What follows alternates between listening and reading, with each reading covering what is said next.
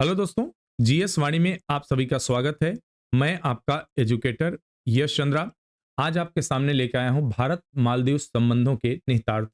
इसमें हम देखेंगे कि भारत और मालदीव के बीच जो एक हफ्ते से लगभग विवाद चल रहा है, जिस पर मालदीव के तरफ से ऑफिशियली तमाम प्रकार के गलत स्टेटमेंट दिए गए हैं हमारे प्रधानमंत्री के बारे में।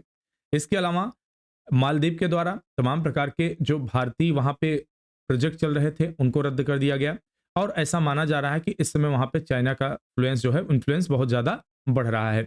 इसके संदर्भ में हमारी परीक्षा के लिए कौन से महत्वपूर्ण तथ्य होंगे या भारत मालदीव के संबंधों के बारे में कौन कौन सी बातें हमें जाननी चाहिए, उन सब चीजों के बारे में हम यहाँ पे आज चर्चा करने वाले हैं। खबरों में विशेष हम एक छोटी सी वीडियो लेके आते हैं जिसके बारे में जो तत्कालिक मुद्दे रहते हैं उस पर हम चर्चा करते हैं, जो प्रारंभिक और मुख्य दोनों परीक्षाओं के दृष्टिकोण से महत्वपूर्ण होता है। चाहे आप वनडे एग्जाम दे रहे हैं, आप आयोग का एग्जाम दे रहे हैं, हर एग्जाम में आपके कहीं न कहीं इससे संबंधित प्रश्न आने वाला है। एक ट्रेंड चल रहा है बहुत तेजी से, boycott Maldives trend, Maldives boycott trend. इस पर आप देखेंगे कि लगभग 3 साढ़े 3 हजार से ज्यादा फ्लाइट्स कैंसिल की जा चुकी हैं, वहां पे उनके टिकट्स कैंसिल किया जा चुके हैं। बहुत सारे होटल्स जो है, होता क्या है कि मालदीव का लगभग 30% से ज्यादा रेवेन्यू जो होता है वह केवल और केवल टूरिज्म से आता है और उसमें भी अधिकतम हिस्सा भारत का होता है। मई 2007 में ज्वार भाटा से भयंकर रूप से प्रभावित होने के बाद जुलाई 2007 में सहायता के लिए 100 मिलियन रुपए के समतुल्य अमेरिकी डॉलर की सहायता प्रदान की गई भारत सरकार के द्वारा। यहां पर आप एक तस्वीर देख सकते हैं, हाई टाइड आया था और चूंकि जो मालदीव है एक क्या है कि यह आइलैंड कंट्री है, ठीक है। यहां पर जो समुद्र स्तर से ऊंचाई है वो बहुत ही कम है। ऐसी परिस्थिति में कभी यह असामान्य रूप से टाइड आ जाता है, जिसकी वजह से यह जो तस्वीर आप देख पा रहे हैं, देखिए यह किसी सुनामी का नहीं है बल्कि केवल हाई टाइड का कंडीशन है। और भविष्य में ईश्वर न करें अगर कभी किसी प्रकार की सुनामी जैसी परिस्थिति उत्पन्न हो जाती तो आप सोचिए मालदीव का क्या हाल होने वाला है, ठीक है। कोई भी समस्या आती, कोई संकट आता है, भारत ऐसा पहला देश है जो पहले उसके लिए खड़ा होता है। अभी जब वैक्सीन बनी हुई थी तो भारत ने सबसे पहले मालदीव के लिए फ्री में वैक्सीन उपलब्ध कराया था। इन मे 2007 after being severely affected by the tide assistance equivalent to 100 million was provide in July 2007।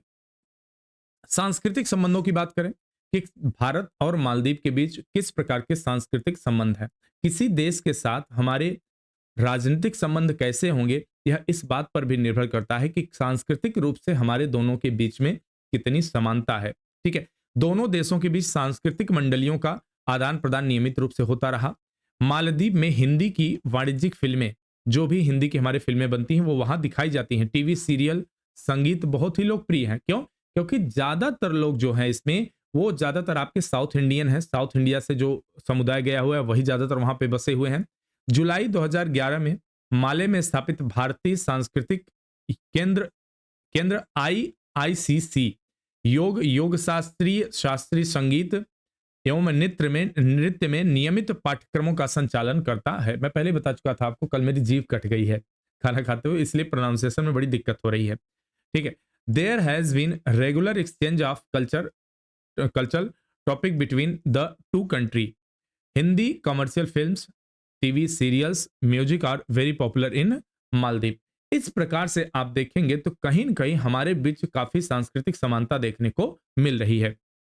Defence के क्षेत्र में अगर हम देखें, रक्षा के क्षेत्र में भारत और मालदीव के संबंधों को देखें तो दोनों देशों के बीच एकूवेरिन दोस्ती और ऑपरेशन शील्ड, जो वर्ष 2011 से शुरू हुआ है, ऑपरेशन शील्ड जैसे रक्षा सहयोग अभ्यास शामिल है। जब हम किसी देश के साथ अपने रणनीतिक संबंधों को मजबूत करते हैं, स्ट्रेटजिक रिलेशंस को हम स्ट्रांग करने की कोशिश करते हैं, तो हम उस देश के साथ सैन्य अभ्यास करते हैं, उस देश के जो डिफेंस सेक्टर में होता है उसमें योगदान देते हैं किसी न किसी प्रकार से। तो मालदीव के साथ भारत के बहुत ही अच्छे स्ट्रेटजिक रिलेशंस रहे हैं पिछले कुछ दशकों से।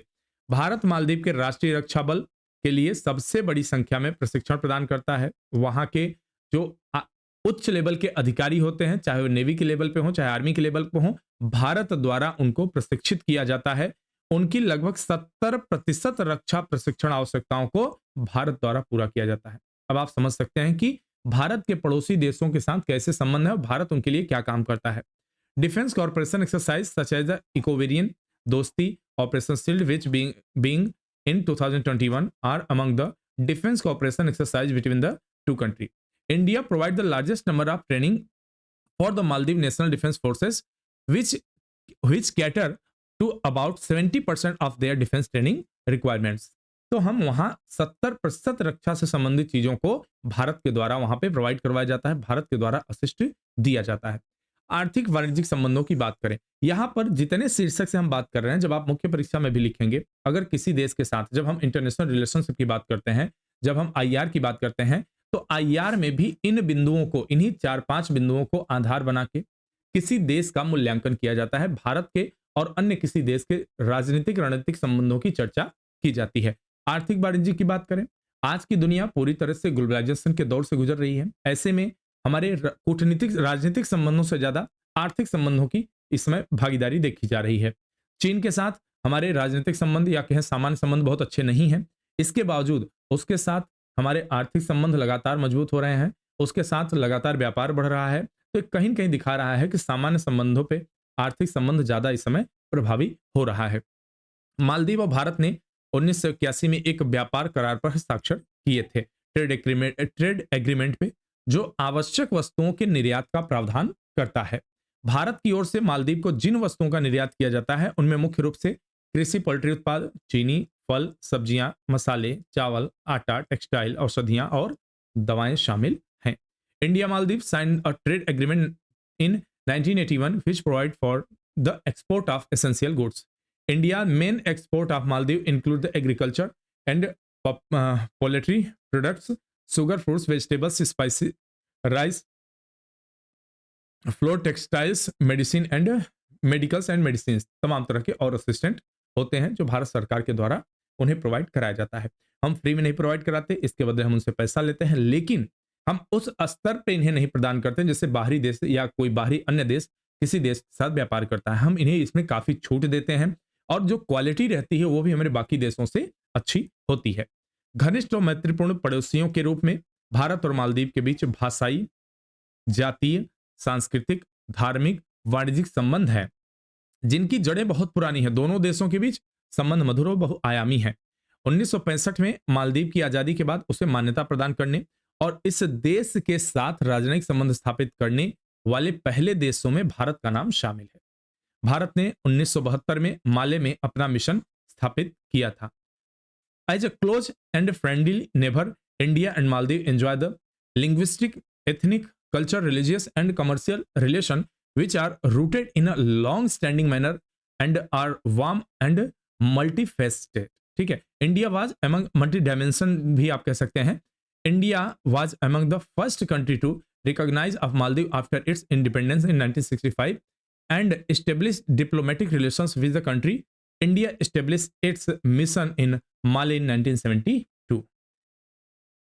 मालदीव और भारत के संबंधों का इतिहास की अगर बात करें, राजनीतिक इतिहास की बात करें, राजनीतिक संबंधों की, तो जब से राजनयिक संबंध स्थापित हुए हैं तब से भारत के लगभग सभी मंत्रियों ने मालदीव का दौरा किया है। मालदीव की ओर से राष्ट्रपति ने भी पद पर रहने के दौरान कई बार भारत का दौरा किया है। सामान्यतः देखा जाता है जो भी बांग्लादेश, नेपाल, म्यांमार या फिर कहा जाए मालदीव, इन सब देशों में जो भी व्यक्ति पहले राष्ट्रपति बनता है, तो हम जिस देश को प्राथमिकता देते हैं, जिस देश के साथ हम संबंध ज्यादा बेहतर रखना चाहते हैं, सामान्य रूप से पहला दौरा उसी देश का किया जाता है। यहां पर जो अभी राष्ट्रपति बने हैं, इन्होंने पहला दौरा चीन का किया, तो प्राथमिकता में उनके चीन है और कहा भी जाता है चीन की तरफ उनका झुकाव है। भारत और मालदीव ने अंतर्राष्ट्रीय मंचों जैसे संयुक्त राष्ट्र, राष्ट्रमंडल, गुट निरपेक्ष आंदोलन, सार्क में एक दूसरे का निरंतर समर्थन किया है। Almost all prime minister of India have visited Maldives since diplomatic relations were established. Maldivian president also invite India several times during their year in office. India and Maldives have consistently supported each other to international for such a United Nation, the Commonwealth, the Non-Aligned Movement and SAARC।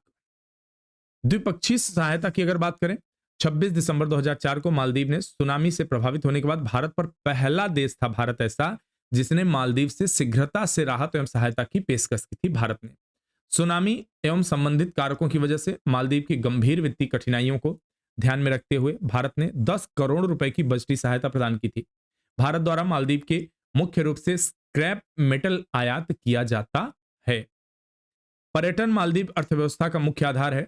यह देश भारतीयों के लिए एक प्रमुख पर्यटन स्थल है।